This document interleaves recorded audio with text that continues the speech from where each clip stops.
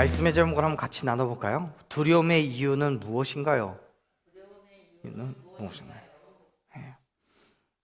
우리가 살아가는 그 삶 속에서 때때로 느끼는 그 두려움, 걱정과 근심의 거리들, 그 이유는 무엇인가요? 우리 성경에는 기록하고 있지 않지만 헬라어 원문을 보면 우리가 함께 읽었던 8장 23절의 시작은 카이라는 단어로 시작을 합니다. 그 카이라는 단어가 무슨 뜻이냐면 우리말로 하자면 그리고라고 번역할 수 있어요. 그리고 마태복음을 기록한 이 마태는요, 앞에서 우리 지난주에 나눴던 18절에서 22절까지의 말씀에서 예수님의 제자가 살아가야 되는 그 삶, 즉 예수님의 제자된 삶에 대해서 말씀하신 이유를 기록한 이후에 우리가 함께 읽은 이 말씀 23절부터의 말씀을 기록하면서 앞의 내용과 분명하게 연결되어 가고 있다는 것을 보여주기 위해 카이, 즉 그리고라는 단어를 사용을 합니다. 무슨 말이냐면요, 이 마태는 예수님을 충실하게 따르려는 그 결단이 부족한 한 제자에 관한 기사를 소개한 이후에 바로 예수님의 다른 제자들이 예수님을 쫓아서 배에 오르는 모습을 우리에게 보여주고 있는 거예요. 진짜 제자의 삶이 무엇인지를 보여주는 거예요. 그런데 그 제자의 삶이라고 보여주는 것 또한 분명한 연약함이 있어요. 다시 한번 우리 한번 말씀을 읽어볼게요. 23절 같이 다시 한번 읽어봅니다. 배에 오르심에 제자들이 따랐더니, 예수님께서 배에 오르셨어요. 그때 제자들은 그의 뒤를 따라 같이 배에 탑니다. 이 배는 바다를 건너 항해하는 커다란 화물선이나 또 유람선이 아니에요. 갈릴리 호수에서 고기를 잡을 때 사용하는 작은 배예요. 우리가 익히 알다시피 베드로가 또 성경의 또 다른 사건 속에서 예수님의 명령에 따라 베드로가 물고기를 잡아 끌어올렸을 때 그 물고기 153마리를 가지고 배가 기울어진다 가라앉냐 마냐를 논할 수 있었던 그만큼 작은 배라는 거예요. 153마리의 물고기 가지고 배가 넘어지냐 안 넘어지냐를 이야기하는, 그럴 만큼. 물론 지금 이 상황에서는, 우리가 읽은 이 8장의 상황에서는 고기를 잡는 게 아니기 때문에 빈자리에 여러 명이서 탈 수 있었겠죠. 고기 대신에 사람이 타는 거니까요. 그렇다고 하지만 많은 사람이 한꺼번에 탈 수 있는 그런 배는 아니었던 거예요. 그러한 배에 예수님이 타셨어요. 그리고 제자들도 몇 명인지는 모르겠지만 예수님의 뒤를 따라 배에 올라간 거예요. 근데 여러분, 제자들이 한두 명은 아니잖아요. 적어도 예수님을 포함해서 5, 6명 이상은 분명히 그 배에 탔을 거라는 거죠. 문제는 뭐겠습니까? 그 배가 누가 봐도 안전하지 않은 거예요. 위태로워요. 하지만 제자들은 예수님 때문에 그 배를 탔어요. 옆에서 바라볼 때는 위험해 보이는 그 배가 예수님을 따르는 제자들에게는 보이지 않아요. 왜요? 예수님께로 시선이 고정되어 있는 제자들에게 배의 위험성 따위는 고려의 대상이 아니었던 거예요. 사랑하는 여러분, 앞서서 18절에서 22절까지 말씀에서 예수님께서는 제자의 삶에 대해서 말씀하셨어요. 고난과 괴로움이 있지만 세상의 모든 것들을 버려두고 예수님을 따라가는 것이 제자라고 말씀하셨어요. 제자들은 그 말씀을 듣고 예수님을 따라가는 것에 대해서 주저하지 않았어요. 고난이죠. 어려움이 있죠. 위태로워요. 두려워요. 그럼에도 불구하고 예수님과 함께 있는 것만으로 충분한 만족을 누리며 따라간 거예요. 그렇습니다. 예수님께 우리의 시선이 고정되어 있을 때 주변의 상황은 보이지 않아요. 배가 작든 크든, 아니면 그 배가 구멍이 뚫려서 가라앉게 생겼든, 어쨌든 아무런 상관이 없어요. 왜요? 예수님과 함께 있기 때문에요. 그냥 예수님과 함께 있다는 것만으로 모든 근심과 걱정의 거리들이 사라져요. 완전한 평안을 누릴 수 있음을 믿으시길 바랍니다. 그렇기 때문에 사랑하는 여러분, 우리의 시선을 예수님께로 고정하십시오. 오직 예수님만 바라보십시오. 20절에서 말씀하고 있는 것처럼 제자는 머리 둘 곳이 없이 힘들고 어려워요. 세상의 모든 것들을 포기해야 되고 버려야 될 수 있어요. 하지만 그럼에도 불구하고 우리는 예수님을 바라봐야 되는 거예요.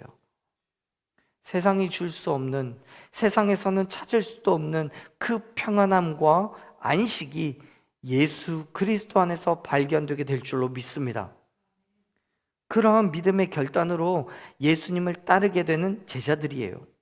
그렇다고 여러분, 세상이 그러한 제자들을 가만히 놔둘 만큼 호락호락하지 않죠. 그들에게도 피할 수 없는 고난과 괴로움이 주어져요. 24절 보면은 성경이 이렇게 말합니다. 24절 같이 읽어봅니다. 바다에 큰 놀이 일어나 배가 물결에 덮이게 되었으되 예수께서는 주무시는지라. 아멘. 예수님과 제자들이 함께 타고 있던 그 배가 문제를 만나요. 그게 뭐예요? 풍랑이 있는 거예요. 바다에 큰 놀이 일어납니다. 24절에서 표현하고 있는 것처럼 큰 파도가 쳐서 배전에 부딪혀 물이 안으로 들어오는 거예요. 제자들은 당황할 수밖에 없어요. 왜요? 예수님과 함께 있거든요. 무슨 말이냐면 예수님과 함께 있는데 왜 이런 풍랑을 만나게 되었는지 놀랐다는 거예요. 생각보다 많은 사람들이요, 예수님을 믿으면 만사형통한다고 생각합니다. 전도를 하는 그 단계에서부터 예수 천당 불신 지옥을 외치면서 예수님을 믿으면 또는 교회를 다니면 그때부터 불행 끝 행복 시작인 것처럼 말합니다. 그런데 현실은 그렇지 않잖아요. 저도 경험하고 있고 여러분들도 다 경험하고 있듯이 예수님을 믿는다고 해서 우리의 삶의 모든 것들이 한결같이 잘 되지 않잖아요. 여전히 힘들고 어려워요. 아니, 어쩌면 이전보다도, 내가 예수님을 믿기 전보다도 지금 더 큰 문제가 생길 수 있어요. 이전보다 더 감당하기 어려운 그런 고난이 주어질 수도 있어요. 물질이든 환경이든 건강이나 가정이나 직장이나 할 거 없이 때로는 동시다발적으로 문제가 쏟아지는 경우도 있어요. 그럴 때마다 우리는 혼란스러워요. 왜요? 예수님을 믿는데 왜 그러냐는 거예요. 어설프게 믿는 것도 아니고 정말 열심히 믿음의 생활을 하고 있는데 왜 그러냐는 거예요.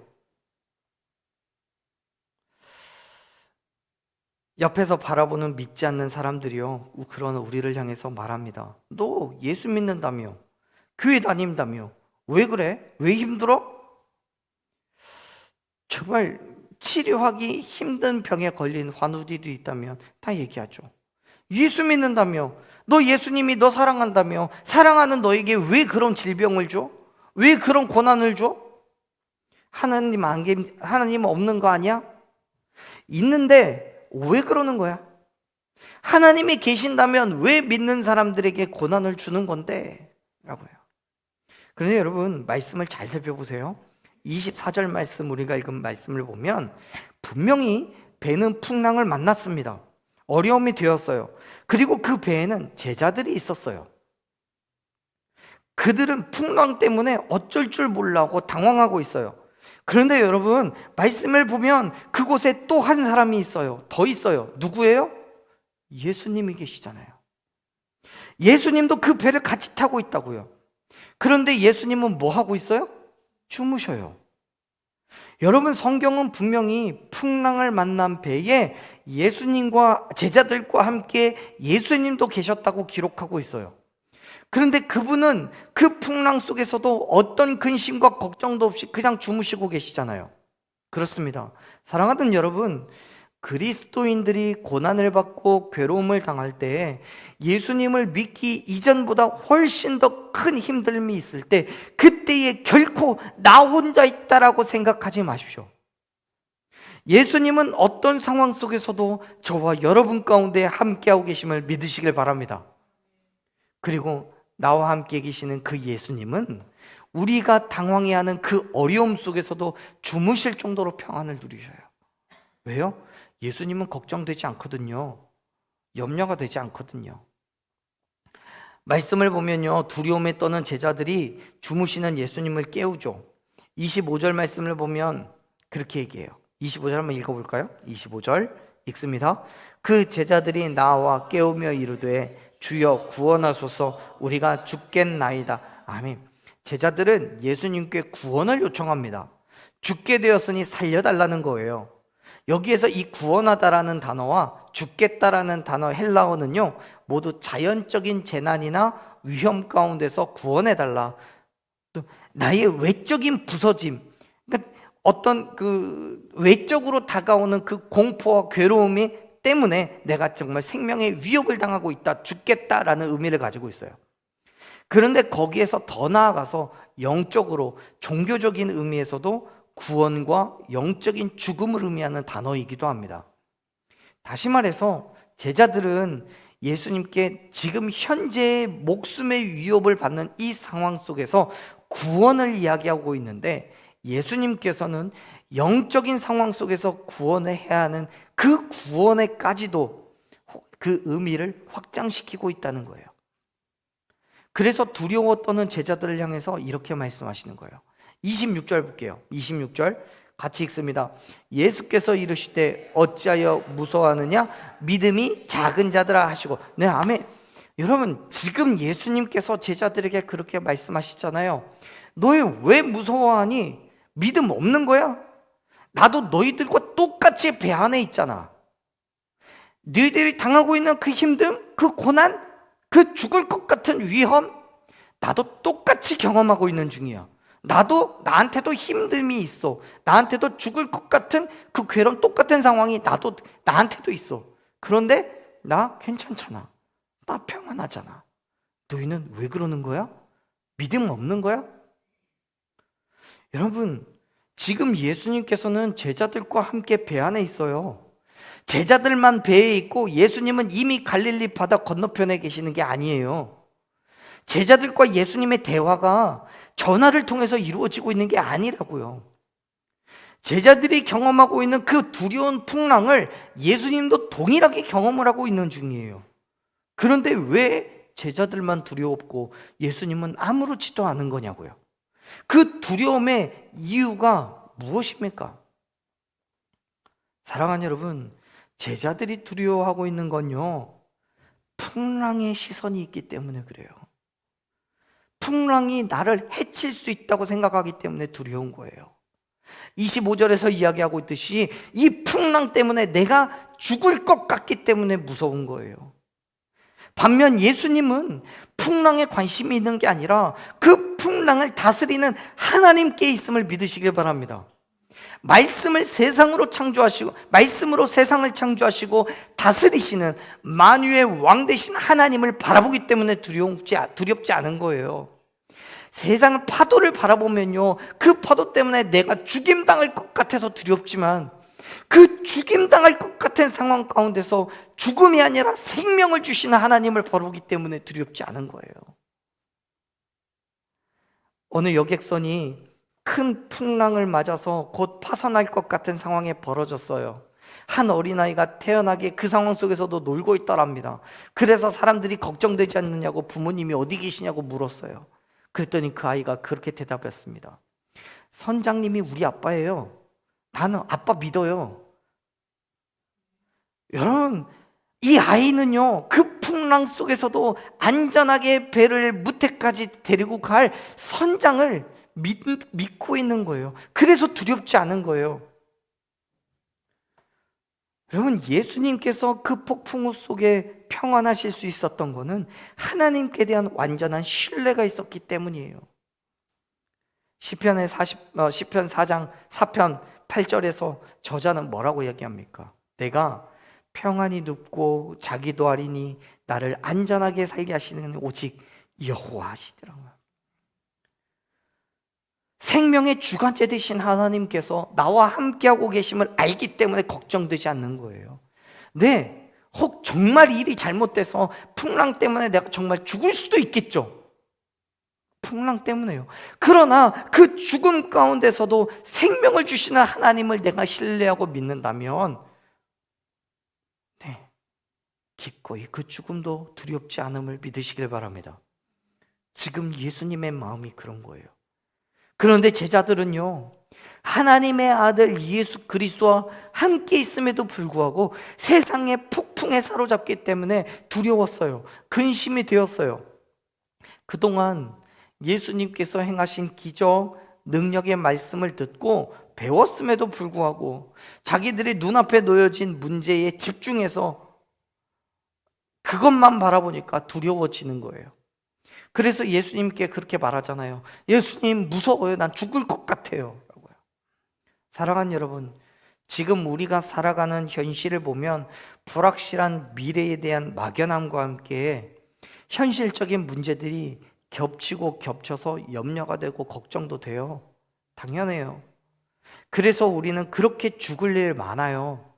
그리스도인인데도 힘들어 죽겠고 배고파 죽겠고 피곤해 죽겠고 맨날 죽을 것 같아요. 심지어는요, 배불러 죽겠다고 하고요, 웃겨 죽겠다고도 해요. 여러분, 우리에게는 죽을 일이 없어요. 믿으십니까? 예수 그리스도의 죽으심과 부활하심을 믿는다면 여러분 인정하십시오. 예수님께서 이미 죽음 가운데서 부활하셨기 때문에 우리에게는 죽을 일이 없어요. 할렐루야. 우리는 죽을 일이 없어요. 오히려 예수 그리스도가 주시는 그 평안을 누리는 삶을 우리가 살아가야 돼요. 그게 그리스도인의 삶인 거예요. 요한복음 14장 27절에서요, 예수님의 그 평안을 우리에게 주시겠다라고 말씀하시면서 내가 너희에게 주는 것은 세상이 주는 것과 같지 않다고 말씀하셔요. 우리의 마음에 근심도 하지 말고 두려워하지 말라고 분명하게 선포하셨어요. 그렇기 때문에 우리에게는 죽을 일이 없는 거예요. 예수님의 평강이 저와 여러분 가운데 있음을 믿으시길 바랍니다. 물론 그럼에도 불구하고 여전한 폭풍우가 있어요. 예수님 함께 계시지만 그 배가 폭풍 때문에 흔들리지 않고 다른 데는 다 폭풍인데 그 배만 멀쩡하게 있는 거 아니잖아요. 제자들이 두려운 이유요? 네, 폭풍과 여전히 그들의 가운데 있기 때문인 거예요. 그러나 누가 봐도 확실하게 알 수 있는 그 폭풍우 속에서 예수 그리스도가 나와 함께 그 폭풍우를 견뎌내고 계심을 믿으시길 바랍니다. 우리가 힘들고 어려울 때마다, 어떤 문제를 만날 때마다 나와 함께 하시는 예수 그리스도께서 동일한 힘듦과 어려움을 이겨내시며 우리에게 말씀하시는 거예요. 어째서 무서워하냐? 내가 너와 함께 있지 않냐라고요. 그렇습니다. 사랑하는 여러분, 제자들이 타고 있는 그 배 안에 제자들만 있다면 걱정하고 염려하는 게 당연해요. 하지만 그곳에는 예수 그리스도께서 함께하고 계심을 믿으시길 바랍니다. 예수님께서 걱정하지 않는데 왜 제자들이 걱정해야 됩니까? 예수님께서 두려워하지 않는데 왜 제자들이 두려워해야 하는 겁니까? 하나님께서 이 땅을 통치하시고 다스리고 계신다는 것을 믿으시길 바랍니다. 그리고 그 믿음으로 담대하게 세상과 맞서 싸우십시오. 그 믿음으로 이기고 승리할 것을 여러분 믿으시길 바랍니다. 예수님께서 폭풍우를 향해 명령하시죠. 우리 26절 뒷부분을 같이 한번 읽어볼까요? 곧 일어나사, 시작. 곧 일어나사 바람과 바다를 꾸짖으시니 아주 잔잔하게 되거늘. 아멘. 여러분, 지금 예수님께서는 말씀으로 풍랑을 잔잔하게 하셨어요. 바람과 바다를 잔잔하게 하는데 다른 어떤 것도 필요 없었어요. 이것과 비슷한 상황이 구약 성경에 한 곳이 더 있어요. 이것과 비슷한 상황이 어디가 있냐면요, 요나서에 있어요. 기억하시죠? 요나가 하나님의 명령을 피해서 도망을 칠 때에 그 배 위에서 폭풍우가 일어납니다. 그때 요나는 나 때문에 이러한 일이 일어났다라고 고백하고 그 폭풍우를 잠잠케 하기 위해서 어떻게 합니까? 자기가 제물로 드려져요. 바다에 빠져요. 그랬더니 잔잔해졌어요. 그러네요. 그거 비슷한 상황인데 오늘 말씀을 보면요, 8장 23절부터 27절까지의 말씀을 보면 바다와 바람이 똑같이 잔잔해졌어요. 어떻게요? 말씀으로요. 오직 말씀으로만 모든 만물을 다스리시는 예수님의 권위와 능력을 드러내고 있는 장면이에요. 그렇습니다. 사랑하는 여러분, 하나님께서 말씀으로 천지를 창조하셨듯이 예수님께서는 말씀만으로 바람과 파도를 잔잔케 하셨음을 믿으시길 바랍니다. 그리고 그 능력과 권세가 오늘 저와 여러분에게도 동일하게 임하였음을 믿으시길 바랍니다. 왜요? 영접하는 자, 곧 그 이름을 믿는 자들에게 하나님의 자녀가 되는 권세를 주셨잖아요. 하나님의 자녀된 권세가 저와 여러분 가운데 있으므로 사랑하는 여러분, 세상이 주는 힘듦과 어려움을 두려워하지 마십시오. 제자들이 경험하고 있는 것 같은 넘실대는 파도와 바람을 걱정하지 마세요. 예수님께서 저와 여러분 가운데 함께 하심으로 믿음을 가지고 담대하게 선포하십시오. 이기고 승리하게 될 줄로 믿습니다. 예수님께서 요한복음 16장 33절에서 뭐라고 얘기하십니까? 이것을 너희에게 이룬 것은 너희로 내 안에서 평안을 누리게 하려 함이라고요. 세상에서는 환난을 당하지만 담대하라고요. 내가 세상을 이겼노라고 말씀하셔요. 예수님께서 세상을 이기셨기 때문에 예수 그리스도의 제자된 자녀된 저와 여러분 또한 세상을 이기게 될 줄로 믿습니다. 사랑하는 여러분, 예수님 바라보십시오. 예수 그리스도의 능력을 힘입으십시오. 세상은요, 우리에게 얼마든지 힘듦을 주고 풍파를 일으킬 수 있지만, 폭풍을 불어댈 수 있지만, 저와 여러분이 예수 그리스도의 말씀으로 그 모든 풍풍을 잠재울 수 있음을 믿으시길 바랍니다. 담대하게 그 폭풍을 향해 나아가십시오. 말씀으로 잠잠케 하신 예수 그리스도께서 우리와 함께 계심으로 말미암아 그 모든 힘듦과 어려움들이, 폭풍우들이 잠잠하게 될 줄로 믿습니다. 그 모습을 보며 많은 사람들이 깜짝 놀라서 이야기합니다. 27절 말씀 같이 읽습니다. 그 사람들이 놀랍게 여겨 이르되 이가 어떠한 사람이기에 바람도 바다도 순종하는가 하더라. 아멘. 사람들이 놀랐던 이유는 바람과 바다가 그의 말씀에 순종했기 때문이에요. 예수님과 제자들이 함께 있던 그 배 주변으로 예수님이 배를 타고 갈릴리 바다를 향해 나가시는 걸 보고 주변에 있던 많은 사람들도 똑같이 각각 배를 타고 예수님을 따라가는 거예요. 당연히 폭풍우도 그 배들도 다 경험을 하고 있는 중이겠죠. 근데 예수님께서 말씀으로 바다와 바람을 잔잔하게 하셨던 그 모습을 보고 사람들은 깜짝 놀라는 거예요. 성경에서 이 놀라다라고 번역되어 있는 헬라어 단어는요, 다우마조라고 합니다. 이건요, 성경에서 하나님의 그 계시적인 행위에 대한 인간의 놀람을 묘사하는 단어로 쓰여요. 더 나아가서 그러한 일을 행하신 이 예수님 혹은 하나님을 향해서 존경이나 의아함을 나타내는 표현으로 사용되기도 합니다. 다시 말해서요, 지금 예수님께서 행하신 그 능력을 보고 그 배 주위에 있던 많은 사람들이 놀랐을 뿐만 아니라 예수님을 향한 존경의 감정도 갖게 되었다는 거예요. 사랑하는 여러분, 세상의 힘듦과 어려움은요, 사람을 가리지 않아요. 그리스도인이든 그렇지 않든 우리의 환경과 처지와는 상관없이 어떤 모양으로든지 힘듦도 있고 어려움도 있어요. 여러분, 우리가 물질이 없어서 힘들 수 있어요. 그럼 뭐 물질이 많으면 안 힘들어요? 아니요, 그만큼 또 힘들어요. 누구나 다 경험하게 되는 그 일들 속에서 저와 여러분이 그리스도인으로서 예수 그리스도를 통한 평안과 안식을 누린다면 그것은 다른 사람들로 하여금 놀라게 여기는 일이 될 줄로 믿습니다. 우리에게 역사하시는 예수 그리스도의 능력을 저와 여러분을 통해서 세상이 보게 될 줄로 믿습니다.